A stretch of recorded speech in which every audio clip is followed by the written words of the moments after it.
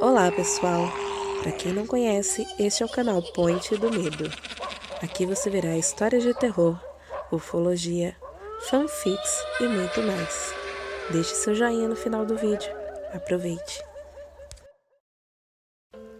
Pretendo terminar essa carta antes que o veneno faça efeito no meu corpo.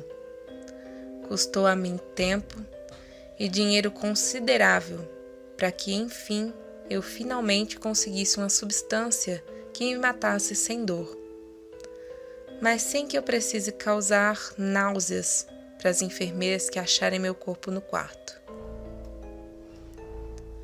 Na rua que nasci e passei minha infância, nos subúrbios de uma cidadezinha no Arkansas, havia um velho senhor que dizia ter lutado na Primeira Grande Guerra e dizia que nela perdeu tudo o que já amou: sua mulher, seu futuro filho e metade da sua perna. Por isso, ele dizia odiar todos os alemães e seus falsos deuses. Quando questionado sobre quem seriam os falsos deuses, ele dizia que eram os frutos do acasalamento entre a morte e a loucura.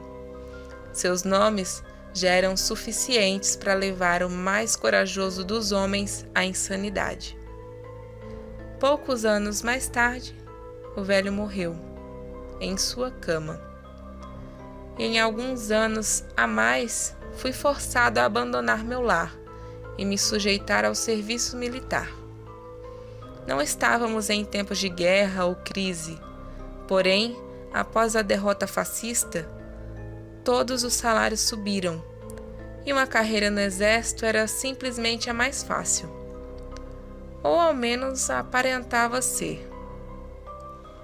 Nos primeiros meses, após uma discussão com um superior, que se certificou de infernizar a minha vida depois disso, eu fui me tornar limpa-convés no barco de uma companhia que, em troca de ter disponibilizado barcos durante a guerra, recebeu soldados como funcionários.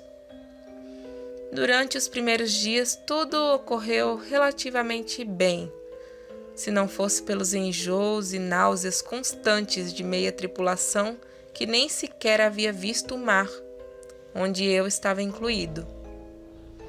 Diferente do meu serviço em terra, no barco eu virei amigo do capitão. Ambos havíamos sido desprezados pelo general, aquele que me colocou no barco, e éramos os únicos dois em todo o barco que torciam para a mesma seleção futebolista. Logo, nos tornamos bons companheiros, até que após uma forte tempestade que havia tirado algumas poucas milhas para longe da rota que seguíamos, avistamos um velho pesqueiro alemão que parecia estar abandonado há pelo menos uma década. O capitão da nossa embarcação deduziu que, pela localização do barco, assim como aparentava não ter ninguém a bordo, se tratava de um barco espião e que a tripulação já devia ter sido capturada ou morta há um bom tempo. Ele pediu que metade dos guardas do barco fossem até o pesqueiro, posição que, coincidentemente, eu havia sido promovido alguns dias antes.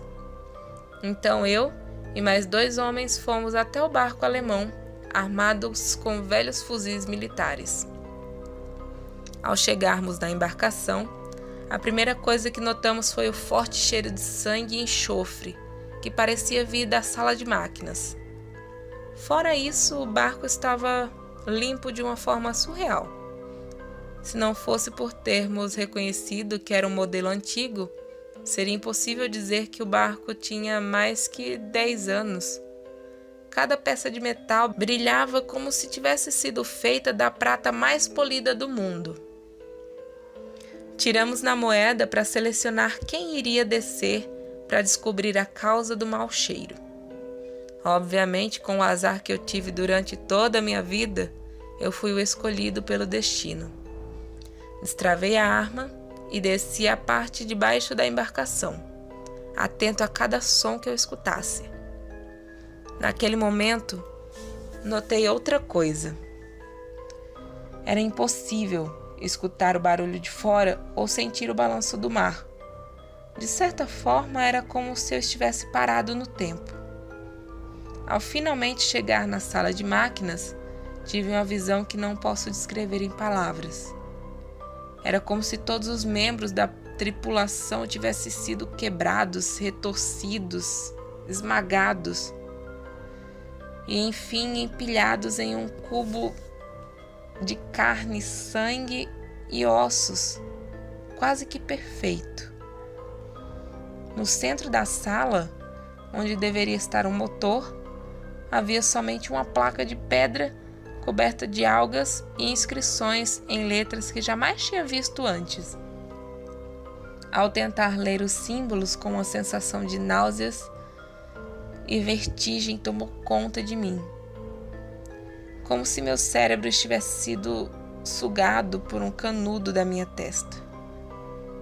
Alguns segundos depois, eu retomei os sentidos e tentei analisar a sala.